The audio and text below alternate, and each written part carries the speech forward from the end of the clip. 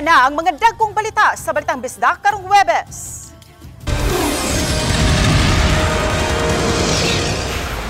Empleyado sa Lapu-Lapu City Hall nakigsumbagay sa motorista sa karsada. Insidente na hulikam. 75 anyos nga babaeng giingong aborsyonista nasikop sa otoridad. Nagwala nga lalaking libod suroy sa Konsolasyon girescue sa LGU. Ug auto nalimbuad human ni bangga sa concrete nga bahin sa flyover. Kini ang GMA Regional TV, Balitang Bisdak. Maayong hapon, ako si Cecil Kibord Castro. Usa ka matud pa empleyado sa Lapu-Lapu City Hall nakigsumbagay sa usa ka motorista sa karsada. Si Luan Mirondinas sa report. Ipasusi na ni Mayor Junard Ahong Chan ni Lapu-Lapu City Administrator Attorney Danilo Almendras ang video sa away karsada nga ningkatap sa social media diin usa sa nalambigit nagsulubog uniporme nga susama og uniporme sa mga kawani sa Lapu-Lapu City Hall. Sa interview sa RTV Balitang Bisdak, gikonpermar ni Attorney Almendras nga ang nalambigit usa ka kawani sa City Hall apan wa na niya ibutyag kun asa kini nga buhatan na destino. Yes, you can also conduct now. Very to. In fact, nagsugod na ta atong itawagan ng boss sa vending party. Yeah. Ang iyang side, iyan ang air kindahay ba? Wala nga malang ganyan nga, well, he has to prepare himself kaya mo file to complaint ang offended party. Gibutyag ni Attorney Almendras nga nipatimaw na sa iyang buhatan kagahapon sa buntag ang motoristang reklamante o gidasig niya kini sa pagduso og formal complaint. Samtang hatagan usab og kahigayunan ang naasoy kawani nga makatubag sa reklamo. Among gi-advisean nga it's up to you sa mo diri sa City Hall administratiba gyud nga mo makuha nga investigation on his part maka-file po siya criminal complaint against the offending party. Giswayan sa RTV Balitang Bisdak, pagkuha ang habig sa reklamante, apan wa pa kini mitubag sa mga mensahe nga among gipadaka niya. Apan base sa iyang social media post, iyang gisaysay nga samtang padung niyang ihatod ang iyang asawa sa export processing zone sa Barangay Basak, kagahapon sa alas 7 sa buntag, nakabantay siyang daw may nagtukmod kanila sa luyo. Paglingi niya, nasayra niyang nadumbulan di ay sila sa laing motorista nga misangpot sa pagkabuak sa iyang plate number ug nagkawil-kawil na ang signal light sa iyang motor. Apan ang nakadumbol nga motorista gikatahong miikyas hinungdan nga iya kining giapas ug naabtan niya kini habig sa may Basak Barangay Hall diin iya kining gitaparan ug gipahibaw sa danyos nga namugna niini ngadto sa iyang motor. Apan kay wa na minaw hinungdan nga iya kining gibabagan ug dinhi na nasuko ang naasoy kawani sa City Hall nga ni resulta sa pagdinapatay. Nahunong lang kini human sila giuwang sa ilang tagsa-tagsa ka mga asawa. Wala pa usab makuha og habig ang nalambigit nga kawani sa City Hall. Uban ni Marlon Melgazo, Luan Mirondina, Balitang Bisdak.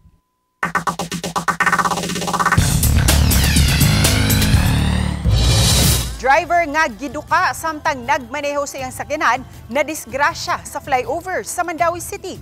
Ano ang report ni Nico Sereno?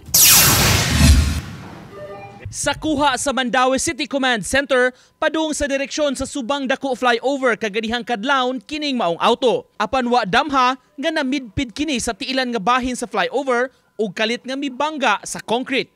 Ug kini na ang sunod nga nahitabo. Sa investigasyon sa mga otoridad, giangkon sa driver, grabing duka na kuno ang iyang nabati ngadtong higayuna. Nakatagpilaw daw siya. Sumotong dito gyud siya ni bangga gyud sa katong tiil-tiil sa kuan. Sumotong ang nahitabo natuwa may yung pagkatuwad sa iyang sakyanan. Nakaangkon og minor injury ang driver nga nag-inusara sa iyang sakyanan. Pahimangno sa mga otoridad mag-amping gyud sa dan ug mupadaplin lang una umutag pilaw ilabi na kun di na gyud kuno matabang ang kaduka. Kung bati man gani og duka or hubog or kuan dili lang gyud mag-drive nya. Kung mag-drive man gani nya mo bati tag kanang kaluya or dili kondisyon sa lawas or kanang magkatagpilaw mupadaplin lang usa. Uban ni Godfrey Relien, Nico Sereno, Balitang Bisdak. Lain-laing mga inisyatibo og teknolohiya kabahin sa agrikultura ang gibida sa National Agriculture and Fisheries Technology Exhibition nga gihimo dinhi sa Sugbo sugod karong adlaw. Mubalik si Nico Sereno sa report. Kinsa ang magdahom bisan kun sa kwarto ug dili gyud maabot sa init sa adlaw, pwedeng makatanom ug makapatubo og prutas. Usa kini sa mga gibida sa National Agriculture and Fisheries Technology Exhibition kun NAFTE nga gipahigayon sa Mandaue City Sports Complex. Migama sila og usa ka environment kun diin ana-ana ang tanan nga gikinahanglan sa tanom aron kini mutubo ug mudako. Ang ilang gi-eksperimento, strawberries nga milabong na gikan sa pagsugod.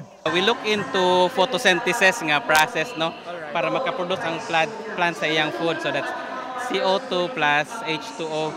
So ang ato carbon dioxide source is kaning fan ni siya, gikan sa outside musulod diri. So nato hydroponic solution, water with nutrients. So with it kinalan ko tag light. So morning light source nato ng artificial. If you want to control it via internet, when you're away sa home, pwede na via internet, naka-connect ni siya. So this is actually gitawag na smart grow. Laing gibida sa exhibit, mga sarsa, lechon sauce, bisan ketchup nga ginama gikan sa sayote. Kay usahay maghinobra kuno ang sayote ug aron dili mausik. Sa Bohol, gidevelop sab kining papel bisan paper bags nga gikan sa puso sa saging, bisan bean husk o shell sa kakao nga iglalabay para sa uban, gihimong marker, fountain pen ug bisan ballpen. Ang prutas nga common sa Kabisayaan labi na sa Western Visayas nga batuan, gihimo sab nila nga lami ang produkto sama sa jelly ug jam. Pipila lang kini sa mga produkto ug teknolohiya bunga sa makugihong research nga gipakita sa 3-day exhibit. Matod sa Bureau of Agricultural Research, dili lang hinuon kutob sa imbensyon, apan ang importante paghimo niini aron kapahimuslan sa katawhan. You have our commitment that whatever you need, we will always be there to provide. More importantly, we wanted really to spread the good news of technology from research. We have been investing sa research and development for how many years? Ngayon, ito yung paraan para mapakita natin sa lahat na may pinupuntahan yung research. Tanang rehiyon sa nasod mipakita sa lain-lain nilang produkto ug imbensyon sa natad sa agrikultura. Uban ni Godfrey Relien, Nico Sereno, Balitang Bisdak. Kini ang GMA Regional TV, Balitang Bisdak.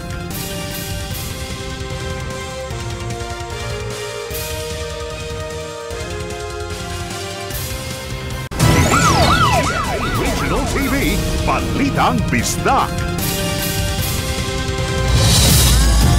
Nadakpan sa mga pulis ang 75 anyos nga abortionista ug duha ka mga kauban niini sa usa ka inn sa North Reclamation Area ning Dakbayan sa Subo. Sayranta ang update sa maong kaso sa live report ni Alan Domingo. Alan?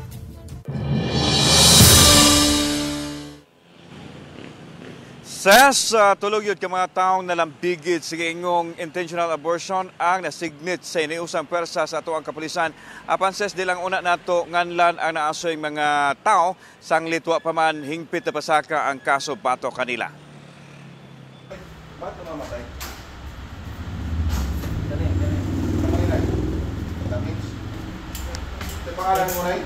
Wala makapalag ang lula na sakpan sa aktong mihimo og abortion o ang suway nga pagkuha sa bata sa sabakan sa inahan. Nahitabo ang operasyon sulod sa usa ka lawak sa usa ka inn sa Dakbayan sa Sugbo. Apil sa nasakpan ang lalaking kakonsabo sa tiguang o nagsilbing middleman sa abortion operation ug ang driver sa motor nga ilang gisakyan. Alas 12 ganinang udto gihimo ang entrapment operation sa hiniusang pwersa sa kapulisan. Gipangunayan mismo sa kadaguan sa PRO 7 o Cebu City Police Office ang operasyon patok sa giingong abortionista.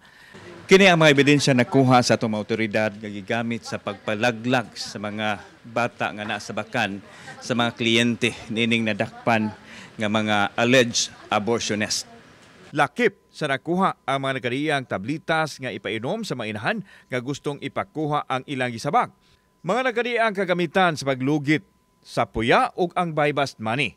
Tungod usab sa pagkakaplag sa duha ngadto sa tulo ka fetos sa lungsod sa Diluan ni adtong nakalabayng semana ni mando ang PRO 7 ug lahom nga investigasyon gamit ang cyber patrolling.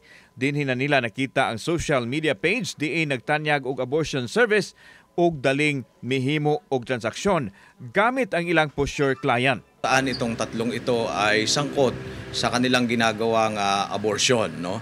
Ang ating operation na ito ay offshoot nung June 13 incident sa Liloan kung saan may na-recover na dalawang fetus doon na itinapon, no? Dahil doon ay nagkasatayo ng malawakang operation dito sa Region 7 upang hanapin at habulin ang mga taong involved dito sa illegal na pag-abort ng bata. Ginugang ni Brigadier General Maranan nga dako ang posibilidad nga adunay koneksyon ang nakitaan nga fetus sa Liloan ug sa mga suspect nga padayon nilang giimbestigahan.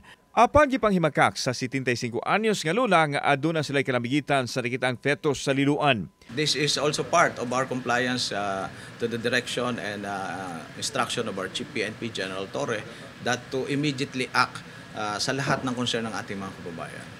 Apan giangko nini nga nalambigit siya sa abortion sulod sa usa ka tuig. 5,000 ramatod pa ang iyahang madawat matag kliyente nga niabot na sa 15 ka mga inahan. Unsa man wa ka magbasol karon sa imong gihimo? Nagbasol jud pero madagon ko tas kaloy sa pagilak-hilakan kag hangyo ba. Katabang gid sila kay lisod sila way kapakaos lang anak. Pero wa ka maluoy sa bata nga imong gilaglag. Ako nagunahon ako sir niya. Mingon man sila nga naiwa pa Manila wanay kanang kinabuhi kay dugo pa man. Samtang ang giangkon usam sa gitumbok nga bidulman nga makakwarta siya og 15 ngadto sa 20,000 pesos kada kliyente. Siguro mga 10 to 15 within this year. Ang driver sa motorsiklo mihamakak sa iyang kalambigitan sa operasyon. Ang 1,000. 1,000 pero kabalo ka nga mang-abort sila? Wala. Kay drive mo kung kabalabal o ka ng e-bike. Samtang, gikirak ng paskaan og tukmang kaso ang tulo ka mga dinakpan. Na ang pulis ng Regional Office 7 ay hindi po titigil. Hanapin namin kayo, huhulihin namin kayo at ikukulong namin kayo.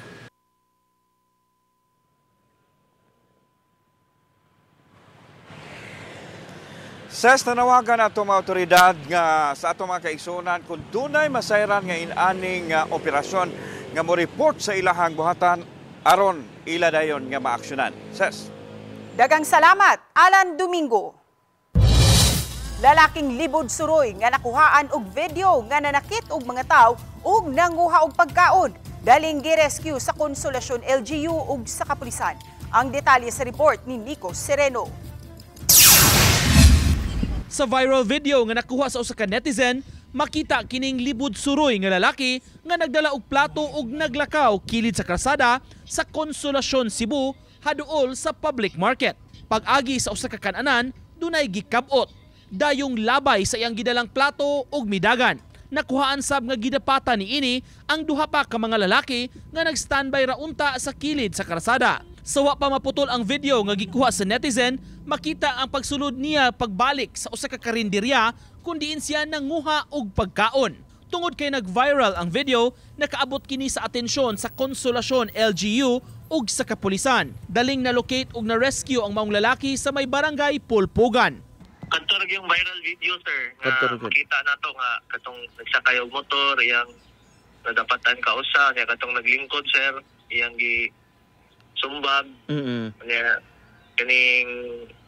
Kaning duha ka instance nga nanguha siya og pagkaon. Giatiman o gipapaliguan ang maong libod suroy. Nasayran nga taga Cebu City ang maong lalaki nga nagpangidaron og 36 anyos ug naabot lang kini sa Consolacion. Image also on their part, nagkuhan sila tambal nga pampakalma, sir, para mo cooperate ang kuhan adto siya.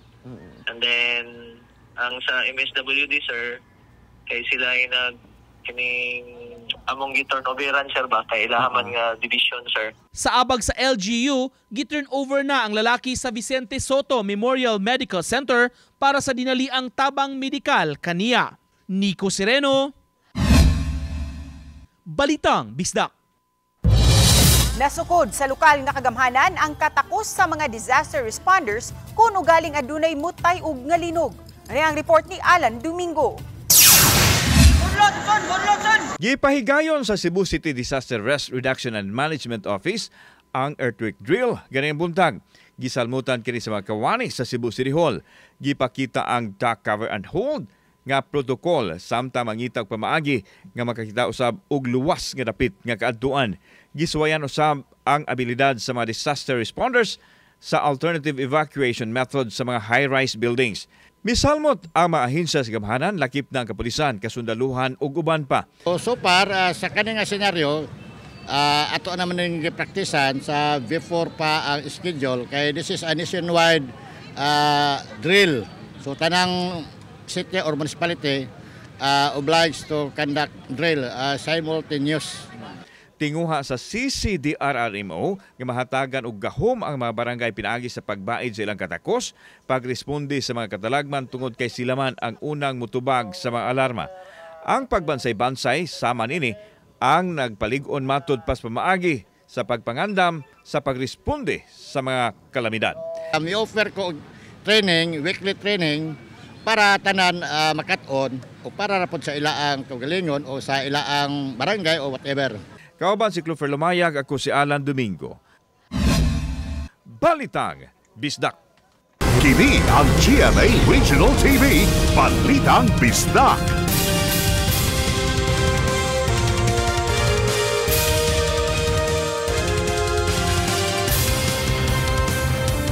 Kini ang GMA Regional TV, Balitang Bisdak. 20 pesos matag kilo nga bugas mapalit na sa probinsya sa Siquijor. Kinihuman gilusad sa buhatan sa Department of Agriculture sa abag sa LGU sa Siquijor ang tag 20 pesos nga kilo sa bugas nga programa sa gobyerno. Gipangunayan ni DA Secretary Francisco Tiu Laurel Jr. ang pagpahibaw sa maong programa sa katawhan sa Siquijor. Mikabat sa 425 ka mga benepisyaryo ang makapahimbos ug makapalit sa baratong bugas. Gibhigayon ang MOA signing tali sa food terminal ug sa provincial government sa Siquijor nga gipangunahan ni Siquijor Governor Jake Vincent Villa Jr. I believe on the program, I believe on the administration na kaya talaga na masustain yung 20 pesos rice natin. National Coalition on Sustainability and Regeneration ang gitunguha nga maumol alang sa climate solution. Sa dakbayan sa Sugbo, anti-plastic policy gitinguha nga subling mapatuman. Ang detalye sa report ni Femri Dumabo. Sugod karong July 1, strikto na nga ipatuman sa Cebu City LGU ang anti-plastic policy sa dakbayan. Subay niini, giawag ang mga empleyado sa Cebu City Hall nga magdala og ilang kaugalingong reusable tumbler. Ang palisiya sa dakbayan, matod ni Mayor-elect Mr. Archival, nunod sa kadaghan sa mga single-use plastic water bottles nga makita bisan asa. Kini ang gitumbok nga hinungdan sa pagbara sa mga kanal ug rason nga masinati ang pag-awa sa sapa ug baha. Ang akong punto is, you don't have to give kada usa bottle ng water. Magbutang tag dispenser, I think, mao ni akong the best suggestion. And we are going to request all the department heads kinahanglan na amoy tumbler o stamo. Kamong mga reporter para why exempted no. So the moment nga mosuod mo, of course, minom man gyud tanaw mo imong kagalingon nga tumbler. Kita ninyo half of the water sa uban dili mainom. So there's so much wastage yun. Ang maong aksyon sa mga local government units ug sa nagkadaiyang sektor ang gipahinumdum sa Climate Change Commission ug Natural Resources Development Corporation alang sa kasulbaran sa climate change tungod sa mga kadaot nga dala sa nagkadaiyang klase sa polusyon o sana ang dala sa plastic. Atol sa Climate Solutions Forum nga gipanguluhan sa European Chamber of Commerce in the Philippines kagahapon, gipaabot ni retired Judge Benjamin Turgano bagong nangulo sa Natural Resources Development Corporation ang iyang gustong mahitabo sud sa 3 ka buwan. Usa na niini ang paglusad sa National Coalition on Sustainability and Regeneration. Diin aghaton ang volunteerism sa nagkadiyang sektor, ilabi na sa mga universidad, LGU, mga negosyante, private sectors ug uban pa sa pagsulbad sa problema sa climate change. The strategic step is to connect with the universities, higher education institutions. Why? Because they have the faculty, they have the manpower resources that cater to all concerns, all policies, all issues that has to be addressed on a collective mode. Lakip sa nihatag sa iyang mga plano alang sa susama nga kausa si Assistant Secretary and Deputy Executive Director sa Climate Change Commission, Attorney Ramil Antonio Cuenca. The Philippines consistently ranks among the nations most at risk to climate impacts, where intensified typhoons, crippling droughts, and rising seas threaten lives, livelihoods, and our economic foundation. The projections are stark. By 2030, climate impacts could cost us at least 3.2% of our gross domestic product. Di padayag sa ilang kaandam nga mosalmot sa programa ang mga miapil sa maong forum. Oban ni Cleofer Lumayag og Rod Prado, Femery Dumabok. Balitang Bisdak. Sa pagsugod ning bagong school year, gipahibaw sa gobyerno ug ni Presidente Bongbong Marcos Jr. ang pag-fill up sa 16,000 ka mga teaching positions aron madugang sa panginahanglanon sa mga maestra sa tibuok nasod. Ning maong gidaghanuna kapin sa 30 ang naka-allocate ug ihatag unya sa Mandaue City Division. Matod sa Division Superintendent, gipaabot pa ang papeles sa maong mga bagong hire nga teachers. Kini aron makareport na sila sa mga eskwelahan. Gawas ni ining 16,000, aduna pay additional 4,000 teachers nga i-hire sa national government. Naglaom ang Mandaue City nga lakip sila sa mahatagan ni ini. We are looking forward nga before mo end karon sa manahon na maka-officially start agi sila. 30 plus ang nadawat sa division. 30 plus ang allocation nato out of 16,000. Magpadayon ang patrolya sa mga pulis sa mga eskwelahan sa Talisay City. Samtang kapulisan sa Dakbayan sa Sugbo, miauhag sa mga eskwelahan nga magbutang og mga CCTV camera. Kini ang gitutukan ni Femery Dumabok. Upat ka adlaw sukad sa pagbukas sa klase sa pampublikong eskwelahan. Gilagway sa kapulisan sa Dakbayan sa Sugbo ug Talisay City nga nagmalinawon sa kinatibukan ang pagbukas sa school year 2025 to 2026. Wala na makita nga Police Assistance Desk sa bisan asa nga mga eskwelahan sa Talisay City. Pasabot sa kapulisan nga balik sa normal na ang deployment o operasyon sa mga pulis. Nalakip na ang mga eskwelahan sa mga lugar nga pahigayunan og foot ug mobile patrol sa Talisay City Police sa abag sa mga barangay tanod. Matod sa kapulisan, dakong tabang ang CCTV camera sa mga eskwelahan. Atong mga Talisaynon, atong community can approach them any time of the day and night. And especially nga naa na pud tay 911 nga pwede nila matawagan. Samtang sa Dakbayan sa Sugbo, nagpadayon ang police deployment sa 43 ka mga dagkong eskwelahan. Lakip na ang mga tungaan nga naa sa bukirang bahin. Gipasabot sa kapulisan nga di kanunay nga anaa sa palibot sa mga eskwelahan ang mga pulis. Apan kung tawagon sila pinaagi sa 911 hotline, gitinguha gyud ang 3 to 5 minutes nga anaa na sila sa area. Girekomendar sa CCPO sa tanang mga eskwelahan, public o private school man, nga mas maayo nga adunay CCTV sa tunghaan aron mamonitor ang mga lihok sa mga tinun-an ug mapakgang o mas dali ang kasulbaran kung adunay krimen. Hopefully they will be able to act on it because we understand that it requires budget man gyud gihapon, but it would help to our investigation if ever na amang gani mga kalapasan mahitabo inside the schools.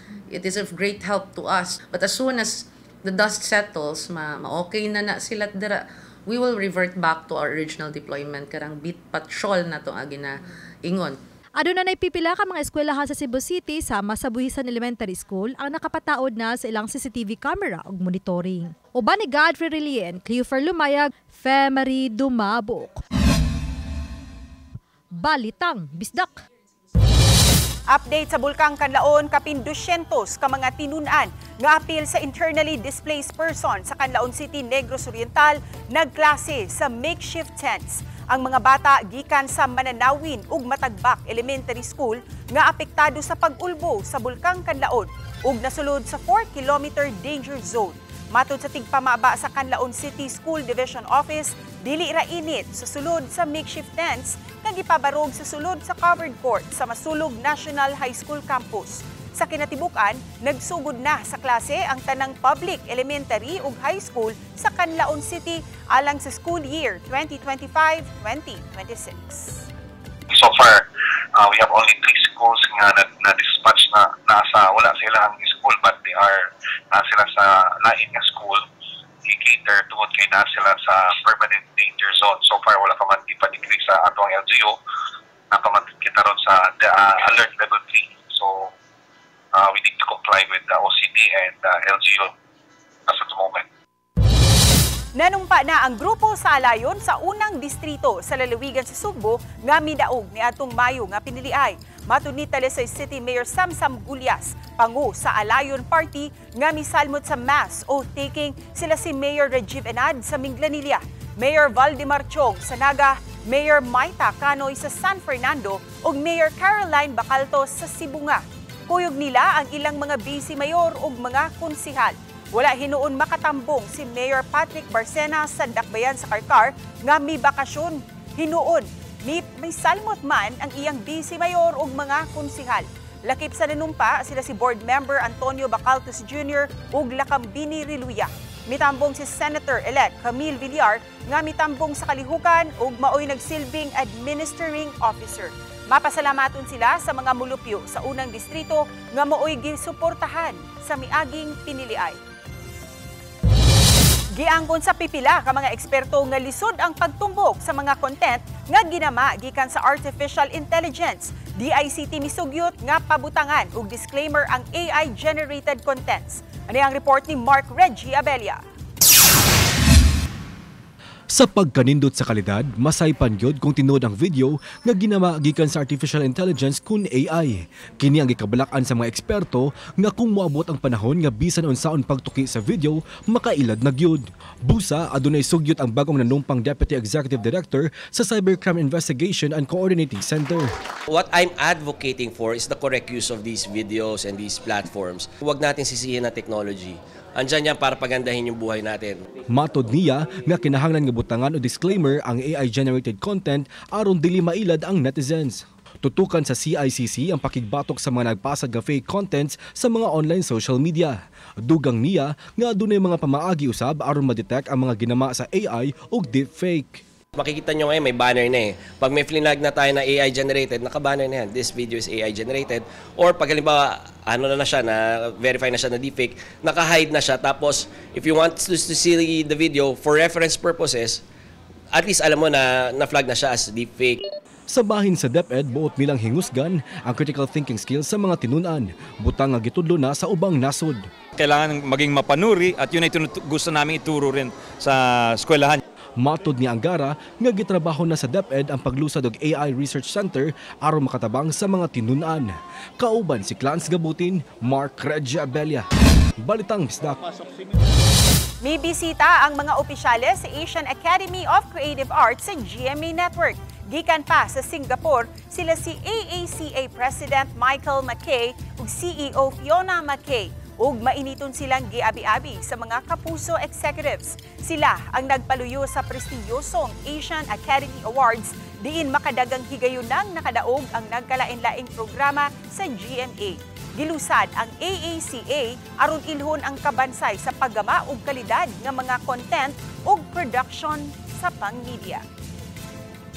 We applaud the AACA for recognizing and celebrating the best in our industry, for our shared vision of nurturing the next generation of media leaders and practitioners, and in helping elevate the region's competitiveness in the global market. Natutuwa kami at natutuwa tayong lahat dahil it's their first time to come to GMA and we're happy to welcome them.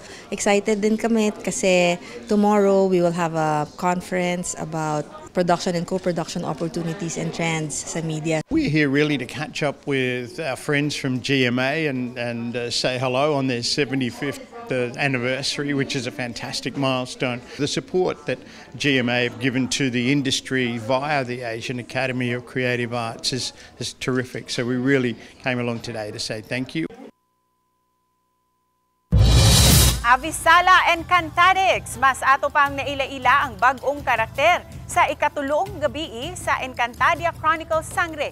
Gipaambit na ang sugilanon sa kinabuhi sa bag-ong kontrabida nga si Mitena nga gidala ni Rian Ramos. Siya ang kambal ni Bat Haluman ug mata sa Encantadia nga si Cassiopeia. Si Mitena ang gisumpang Ivtre. nga gilabay sa gawa sa Encantadia. Unsa kaha ang papel niya sa mga sangre. Kana ang dungan tang tutukan sa Encantadia Chronicles Sangre 8 p.m. matagabiin Lunes hangtod Biyernes sa GMA Prime pagkahuman sa 24 oras. Kami ang GMA Regional TV Balitang Bisdak. Kinatibukang puwersa alang sa mas dakong misyon ug mas halapad nga pagalagad sa nasod. Mayong hapon mga kapuso.